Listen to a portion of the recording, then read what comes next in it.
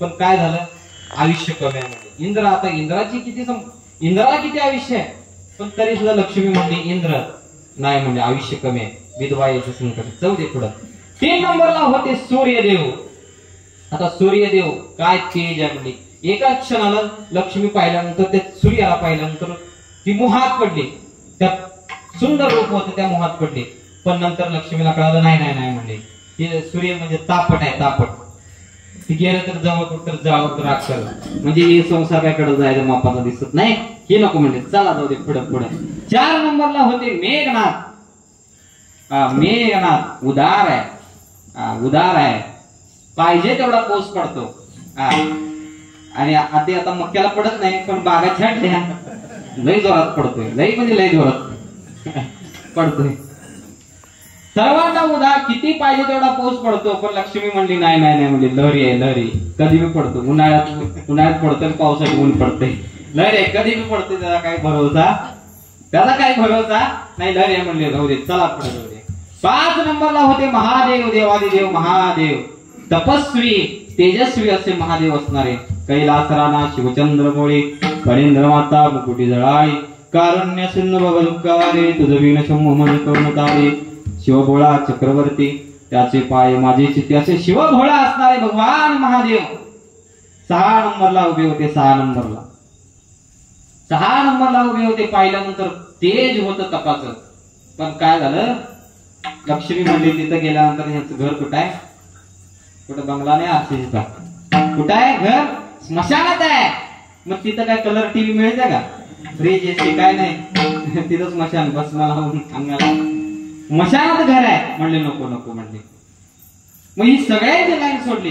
पण माझा विष्णू भगवान परमात्मा आहे डोंगरावर एका कडेला, दुसरीकडे बसलेला होता ही सगळी लाईन सोडून, आणि दुसरीकडे बघून दुसरीकडेच तोंड करून बसलेला होता. इकडे विष्णू भगवान परमात्मा बघितला सुद्धा.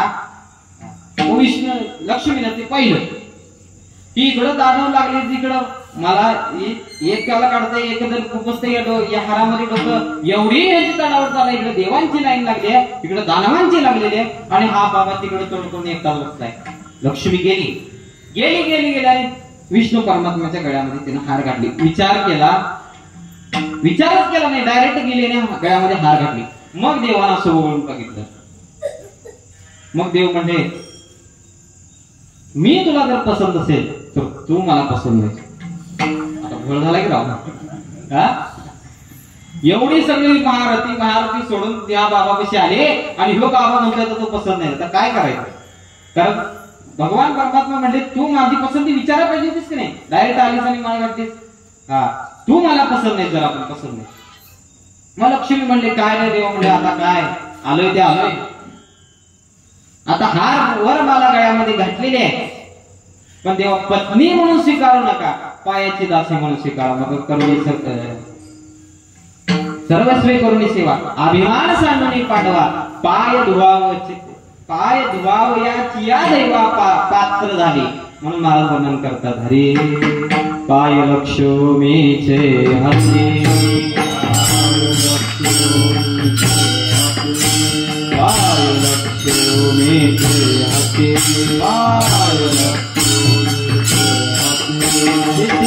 यावे का फुलती, जिथे यावे का फुलती, जिथे यावे का फुलती, जिथे यावे का फुलती, जिथे यावे का फुलती, जिथे यावे का फुलती.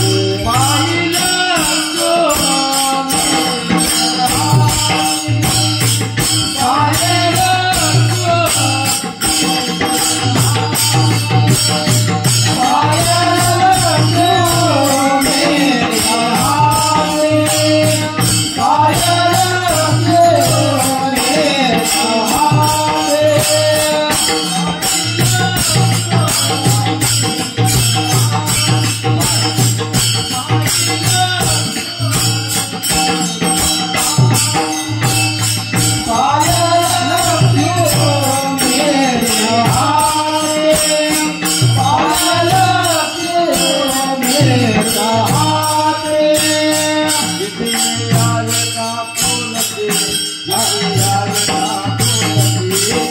Yeah.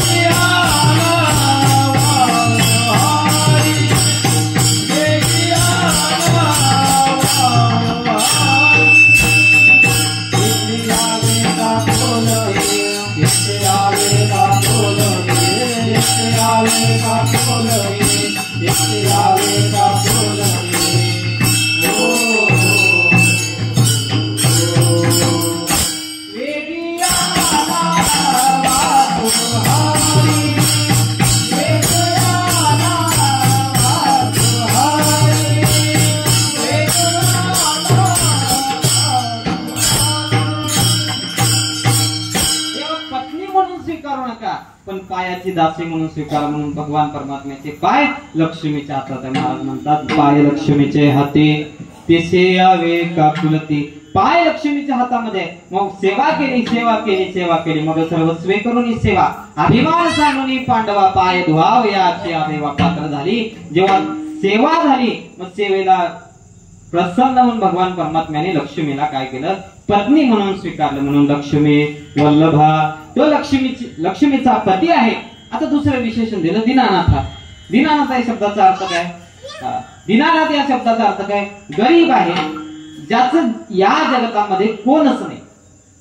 थोडक्यात अर्थ सांगायचा झाला तर दीन या शब्दाचा अर्थ ज्याचं कोणच नाही. आंधळ्या पांगळ्याचा एक विठोबा दाता.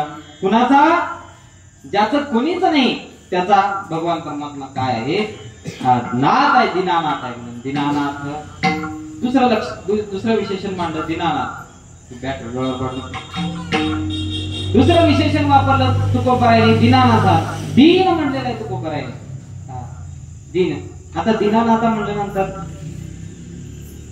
द्रौपदी एक वेळ भगवंताला म्हणाली, देवा ज्यावेळी वस्त्रहरण होत होतं त्यावेळी मी देवा तुला किती हाका मारल्या रे, किती हाका मारल्यावर सांग.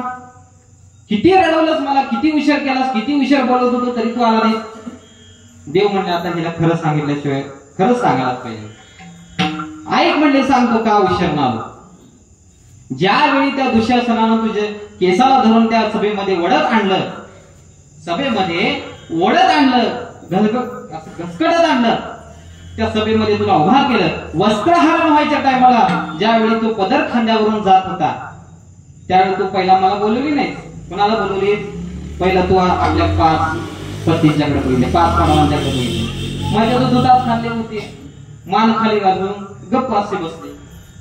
नंतर तू भीष्माच्या आपल्या सासऱ्यांच्याकडे बघितले, भीष्मांच्याकडे बघितले. आता तेही त्यांनाही बोलायला वाव नव्हता म्हणून तेही मान खाली घातले. नंतर हे कोणीच नाही म्हणून स्वतःच्या दातामध्ये पदर धरला, हाताने पदर सावरायला लागले. पण तू स्त्री असल्यामुळे, आगला असल्यामुळे त्याचा ती ताकद जास्त पडाली आणि तुझी ताकद कमी पडायला लागली, कमी पडाली. मग सगळे झाले. आता दादाशिवाय पर्याय नाही. म्हणजे आता सगळे झाले. नवराही वाचवू शकत नाही, सासरीही वाचवू शकत नाही, स्वतःच्या शक्तीने सुद्धा काय करू शकत नाही. माझा शेवट एकच पर्याय. शेवटी काय? काहीच नाही. शेवटी सगळा इलाज फुटला की मग डॉक्टर बी म्हणतात बघा आता दवा की नाही दुवा की जरूरत आहे. आता सगळं काय आहे देवाच्या हातामध्ये आहे म्हणतात. मग तसं शेवट सगळं झालं आणि मग द्रौपदीला लक्षात आलं देवा आता देवाशिवाय पर्याय नाही. म्हणून तेव्हा मग म्हणा गेलीस. आता मग सरळ म्हणलीस का देव बोलवलीस का दादा येतोस का ये असं म्हणलीस का? नाही. काय म्हणली? कुठे काय म्हणली? डायरेक्ट देवाला बोलवली का? तू मला बोलवलीस म्हणले भगवान परमात्मा म्हणले द्रौपदीला, तू मला बोलवली नाही. काय म्हणली? कोठे कुंतलाची द्वारकेच्या राया. कुठं राहिला? द्वारकेच्या राया म्हटल्यानंतर मग द्रौपदी भगवान परमात्मा म्हणले तू द्वारकेचा राया म्हणलीस का? म्हणतात मी कुठे गेलो? पहिला द्वारकेला गेलो. द्वारकेला गेलो. मग द्वारकेचा राया म्हटल्यानंतर द्वारकेला गेलो, तिथं सिंहासनावर बसलो, तिथंच राजा म्हणून मिरवलं आणि मग आलो इकडं. मग इथं आलो आणि मग तुझं संरक्षण केलं. मग तुझं संरक्षण केलं. मग सांग पहिला म्हणले असतीस तर, पहिला बोलवले असतीस तर पहिल्याच वेळेला मी आलो असतो. कुठे वेळ उशीर जात नाही, बरोबर टायमावर तिथं जातो मी, कुठे उशीर करत नाही. ज्या टायमाला बोलवले त्याच वेळेला मी जातो, दुसरीकडे कुठे जात नाही. मग शेवट द्रौपदी म्हणाली, शेवटी आज म्हणाली तुला जर उद्या दीनानाथ कोणतरी म्हणून असं वाटत असेल, तुला उद्या या जगानं तुला दीनानाथ म्हणावं असं वाटत असेल तर ये, नाही तर येऊ नको. दीनानाथ ब्रीद सांभाळे आपुले, दीनानाथ ब्रीद सांभाळे आपुले नाही केले पाप पुण्य. बरोबर? दीनानाथ ब्रीद तुला जर सांभाळायचं असेल तर आणि तरच ये, नाही तर तू येऊ नकोस. मग भगवान परमात्मा लगेच आले की मग कोठे कुंतलाची द्वारकेचा राया म्हटल्यानंतर एवढा का वेळ लावतेस तू म्हटल्यानंतर लगेच भगवान परमात्मा आले आणि द्रौपदीचं संरक्षण केलं. कारण ज्याचं शेवटी आता गजेंद्राचं हे तसंच झालं बघा.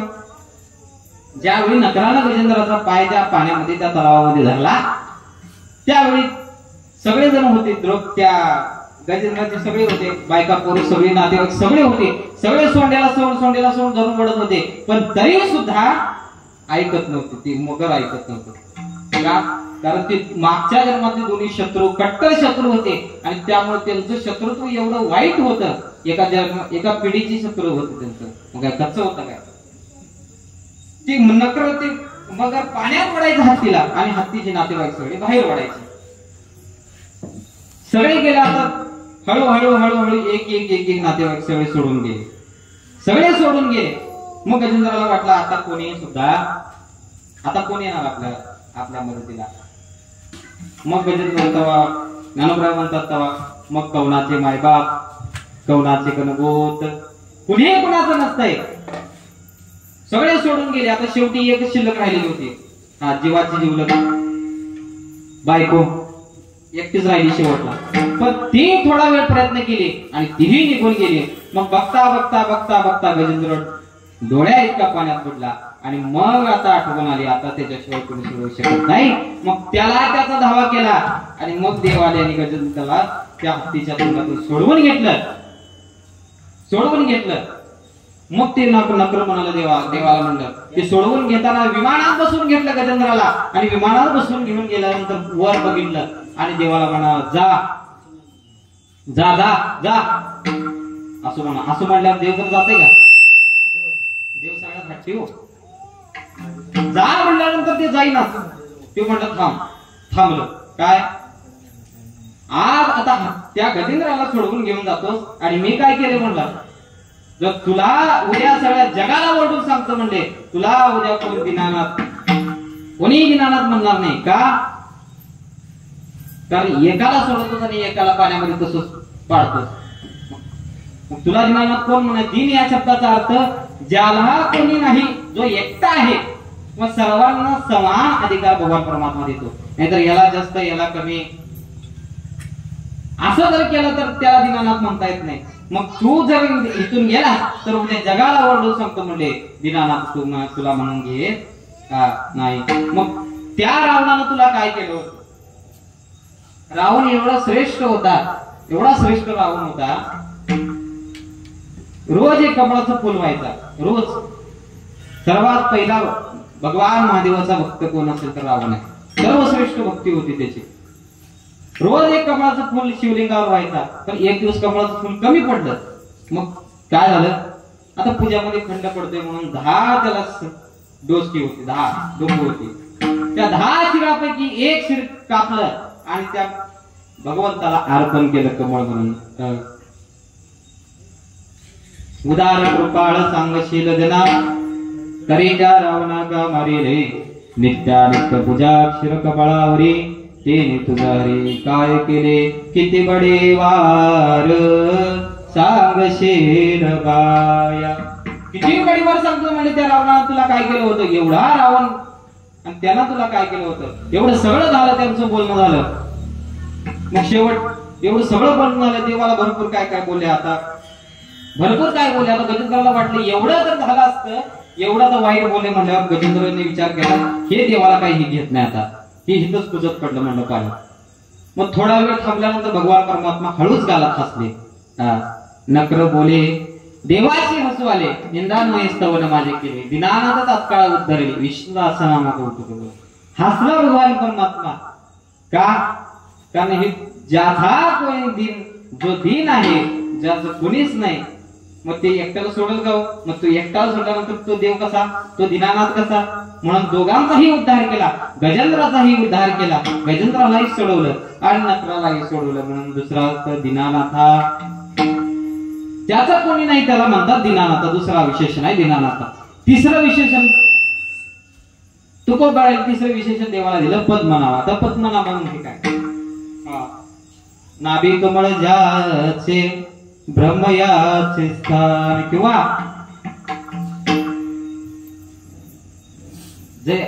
ज्याचे नाभी कमळी जन्म चतुरारणा. ज्याचे नाभी कमळी जन्म चतुरारणा. पुढचं काय? ज्याच्या नाभी कमळातून भगवान परमात्म्याच्या नाभी कमळातून ब्रह्मदेवाचा जन्म झालेला आहे. मग आता ब्रह्मदेव कसे असतील हो?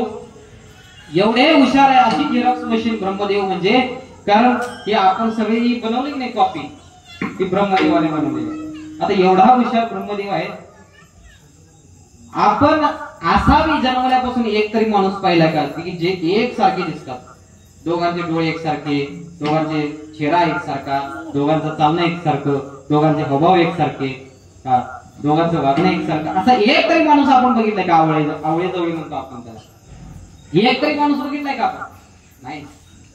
कारण एकसारखं नाही, दिसत असते एकसारखे तर त्यांचं बोलणं वेगळं, त्यांचे हावभाव वेगळं, त्यांचं बॉडीची ठेवण वेगळी, प्रत्येकाची वेगवेगळी असं एकसारखा एक या जगामध्ये एक पण नाही, एक सुद्धा नाही. मग हे बनवणारा कोण आहे? ब्रह्मदेव. एवढा चतुर ब्रह्मदेव आहे. मग ते चतुर ब्रह्मदेवाचा बाप किती चतुर असेल? महाराज म्हणतात बघा, चतुर नाही तो कोण आहे? चतुराचा शिरोमणी आहे. चतुरा तो शिरोमणी, चतुरा तो शिरोमणी, चतुरा तो शिरोमणी, गुणलावण्याचे कानी, गुणलावण्याचे कानी, गुणलावण्याचे कानी, गुणलावण्याचे कानी.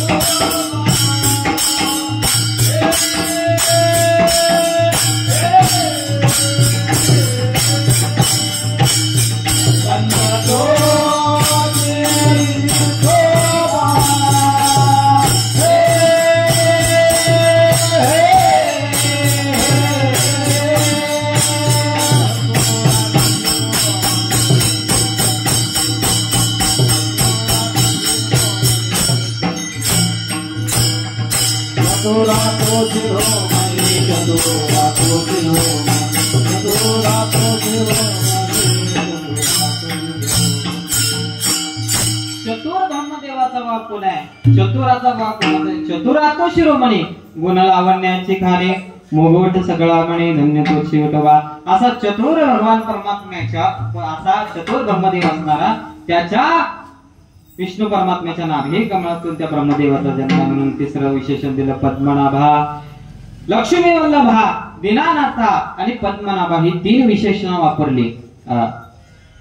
तीन विशेषणं वापरली आणि मग तू कोपऱ्या हळू देवाला म्हणते, देवा तू लक्ष्मीचा पती आहेस, देवा तू दिनांचा नाथ आहेस, देवा तू पद्मनाभ आहेस, म्हणून तुझ्याकडे माझं एक काम आहे रे, मग तेवढं काम कर, मला बाकीचं दुसरं काय नको. मग तू कोपऱ्या म्हणतात, सुख वसे तुझे पायी, मज ठेवी ते चिटाई, उठोबा कुमार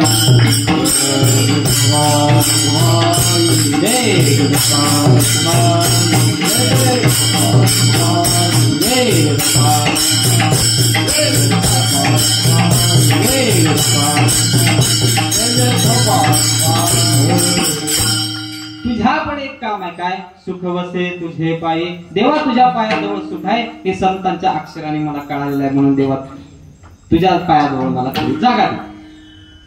आता प्रश्न असा आहे, सुख मागतात तो आहे, सुख मागतात म्हणजे नेमकं कोणतं सुख मागताय? सुखाचे तीन प्रकार सांगतात. एक विषय सुख आहे, दुसरं ब्रह्म सुख आहे, तिसरं प्रेम सुख आहे. आता या तिन्हीपैकी कोणत्या सुखाची प्राप्ती मागतात?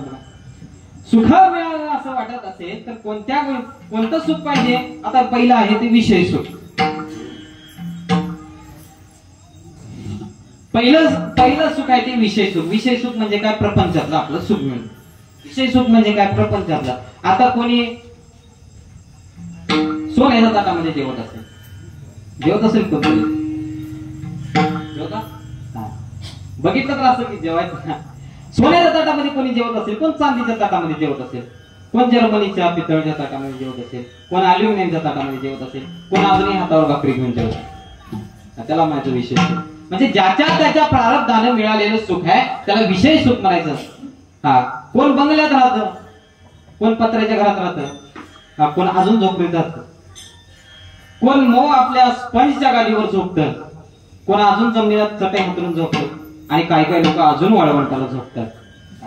ज्याच्या त्याच्या कुणाचा जन्म श्रीमंताच्या घरी होतो, कुणाचा जन्म शूद्राच्या घरी होतो, कुणाचा जन्म गरीबाच्या घरी होतो, कुणाचा जन्म ब्राह्मणाच्या घरी होतो. ज्याच्या त्याच्या प्रारब्धाने मिळालेले जे सुख आहे त्याला विषय सुख म्हणतात. दुसरं आहे ब्रह्मसुख. ब्रह्मसुख म्हणजे हे ज्ञानी योगी तपी लोकांना तप करून अभ्यास करून कष्ट करून मिळवलेलं जे सुख आहे ते ब्रह्मसुख आहे. आणि तिसरं सुख म्हणजे प्रेम सुख. हे फक्त आणि फक्त कुणामुळे मिळतं, देवानं आपल्यावर कृपा केली तरच आणि तरच या सुखाची प्राप्ती होते. म्हणून महाराज म्हणतात बघा, तुका म्हणे हरी, तुका म्हणे कृपा करील नारायण, तुका म्हणे कृपा करील नारायण,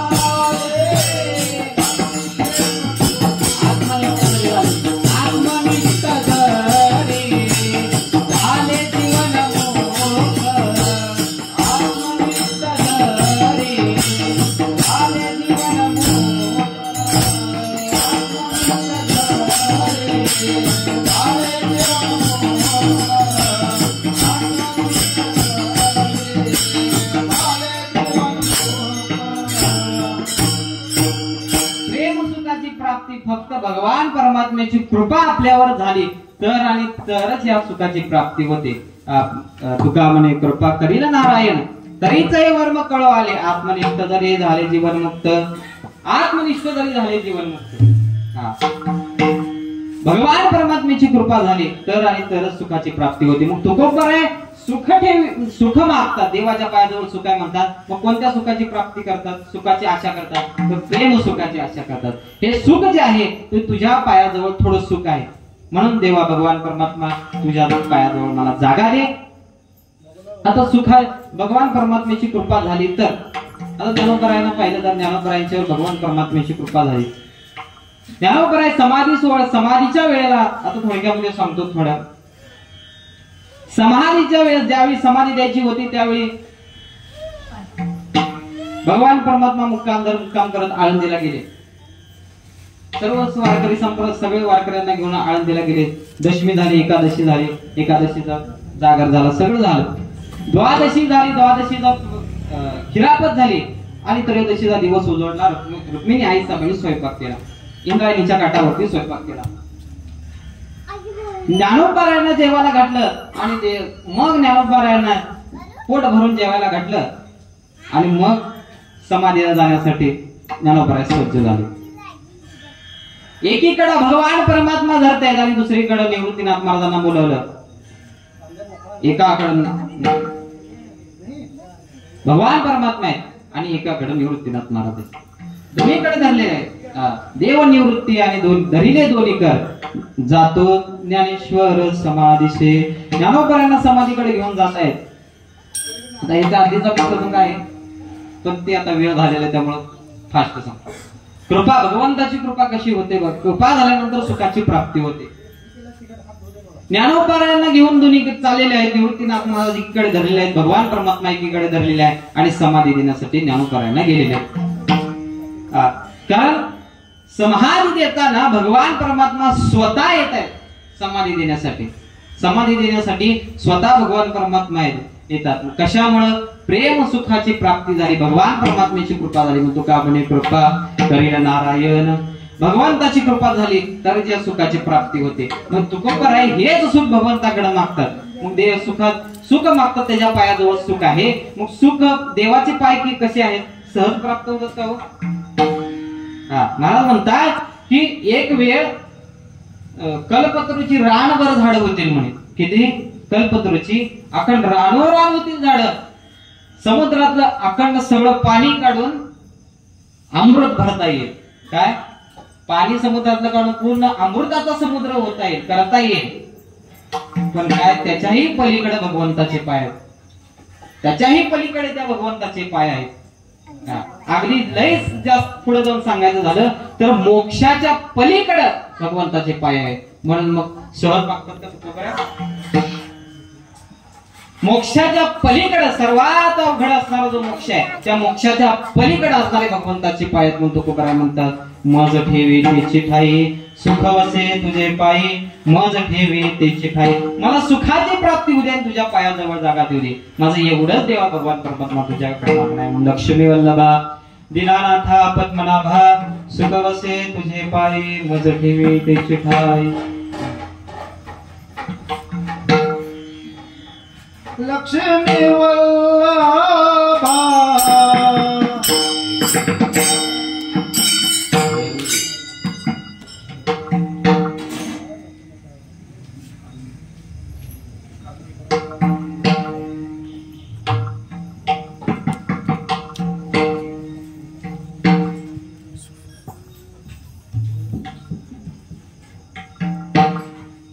लक्ष्मी वल्लभा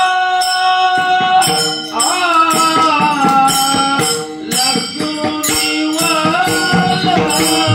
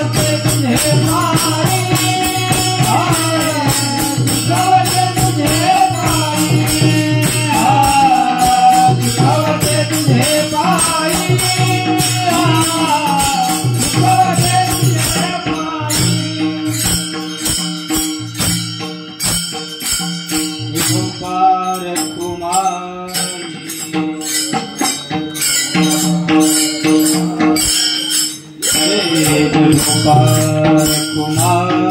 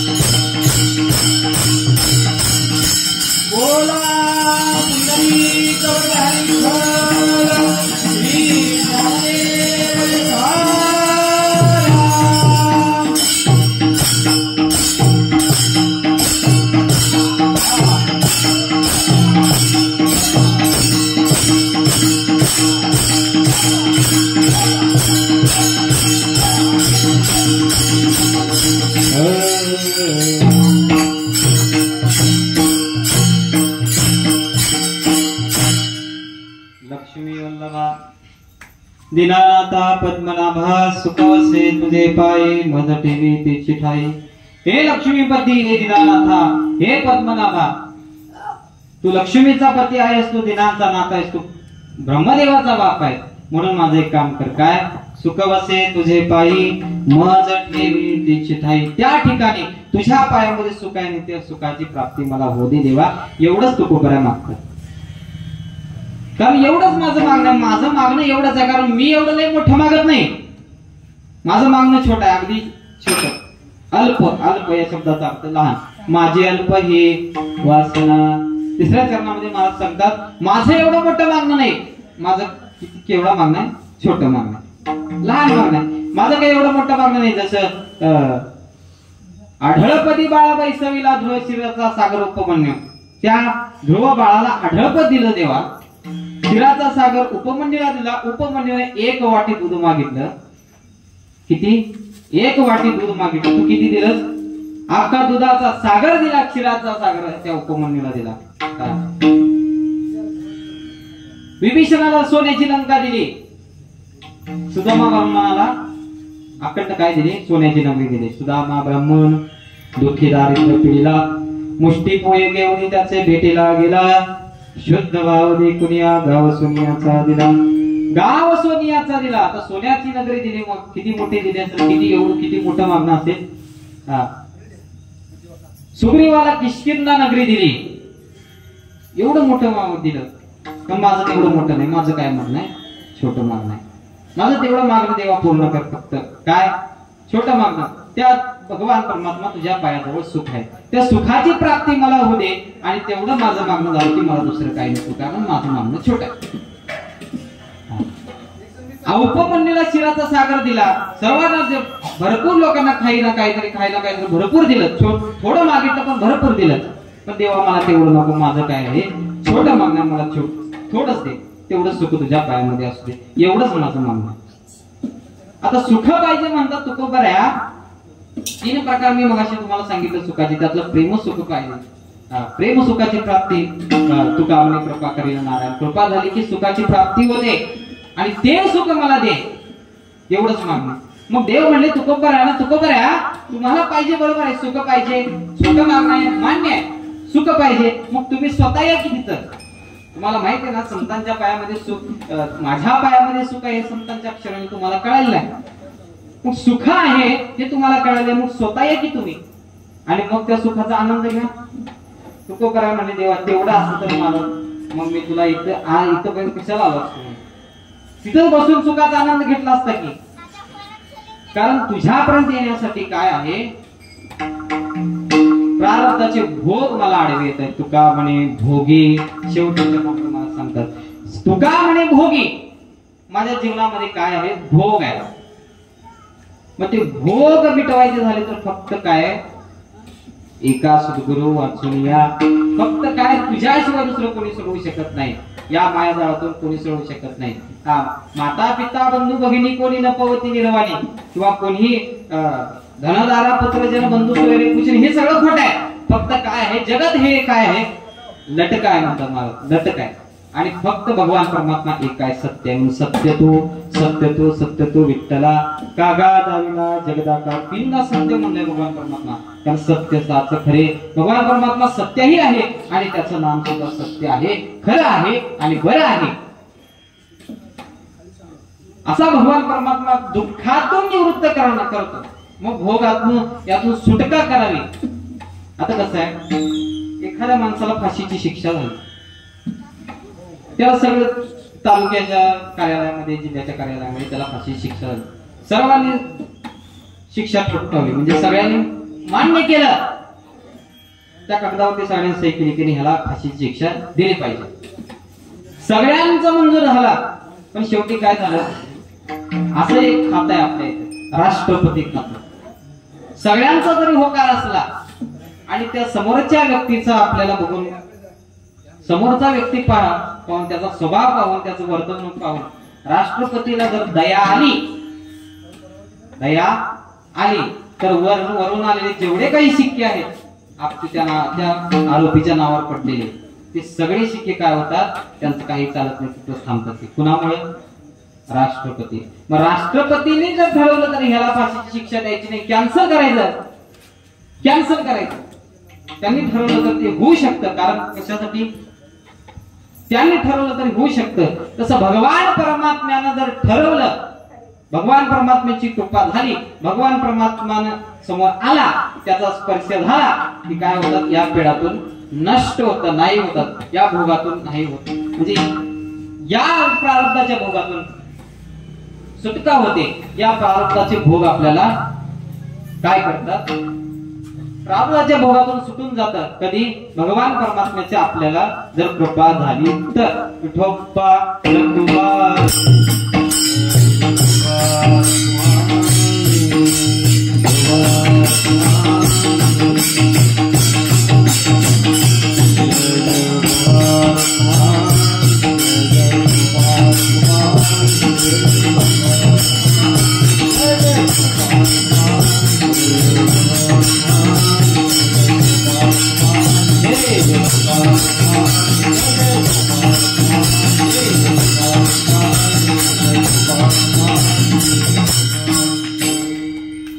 भगवान परमात्म्याचा जर हात आपल्या मस्तकावर पडला, कोपऱ्यात तेच म्हणतात जसं राष्ट्रपती आहे त्यांनी ठरवलं तर याला शिक्षा होऊ नये या आरोपीला, तर वरून आलेला जो काही आदेश आहे तो तिथंच जागेवर थांबतो.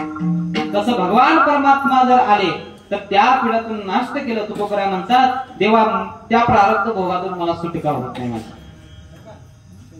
त्यातून सोडवू नये हे कुणाच्याच हातात नाही, माझ्याही हातात नाही. माता पिता कोणी नाही, बहीण भाऊ कोणी, बंधू कोणीही नाही, फक्त कोणी सांगू शकतं तो भगवान परमात्मा. म्हणून देवा तिथं मी तिथं आलेला आहे. या प्रारब्ध भोगातून फक्त सुटका करायची असेल देवा तर मला फक्त काय करायचंय तुझी कृपा व्हावी लागते.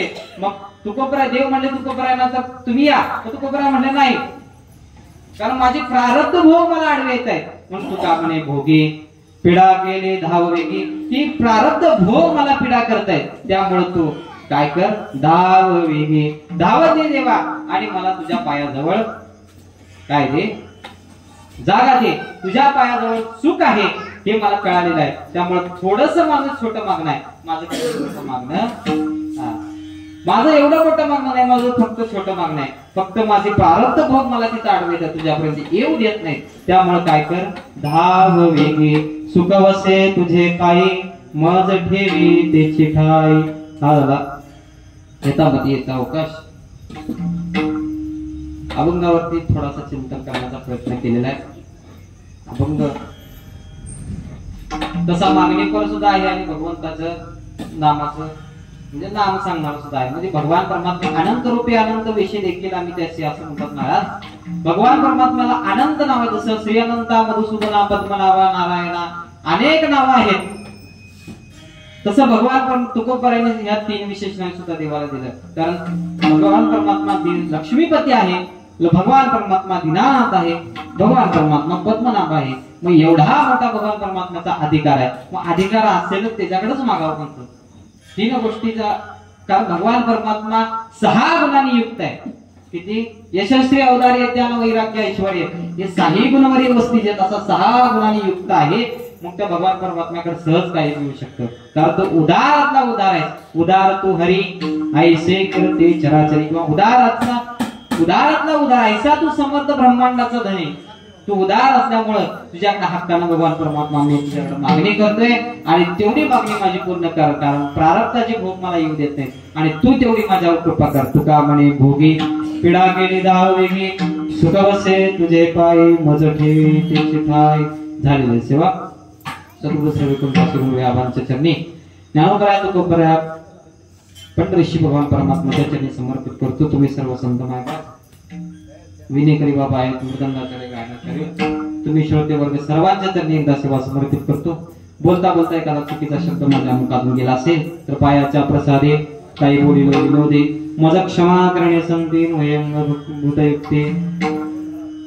तुका म्हणे भोगे पिडा केली धार वेगी, सुख वसे तुझे पायी मज ठेवी तेची टाळी. करविले तैसे केले कटकट वाघुडे केली देव झाले तरी म्हणते फुटते. आले ते सरते करो निघाले तुमचे विवे तुस.